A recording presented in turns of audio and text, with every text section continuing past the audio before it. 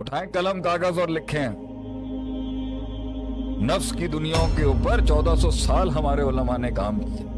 ठीक है, हम साइकोलॉजी और साइकेट्रिस्ट को मानते हैं, कोई साइंस के मुनकर थोड़ी है, मुशाहिदे के मुनकर थोड़ी। लेकिन हम कहते हैं कि दुनिया के अंदर आप सल्लम ने आके टूटे हुओं को ही तो उठाया था। वो अल्फाज है ना, अल्लाह ला यखज़ीक अल्लाहु अबदा। आप सल्लम जब पहली वही के बाद आए ना, आप सल्लम थोड़े से परेशान थे उस टाइम। कायनात का इमाम देखे परेशान वहां पे बेचारे। बीवी भी हो तो खतीजा रदी अल्लाह ताला अन्हा। अल्लाह आपने कहा हरगिज नहीं, अल्लाह ला युग़ज़ीक अल्लाहु अबदा। अल्लाह आपको कभी रुसवा नहीं करेगा मेरे हबीब, क्योंकि उसके अंदर क्या है, अब लोगों का वजन उठाते हैं अपने सरों पे हैं, आप लोगों को जुड़वाते हैं, सुलह कराते हैं, कमजोर के हक में मुकदमा लड़ते हैं आप।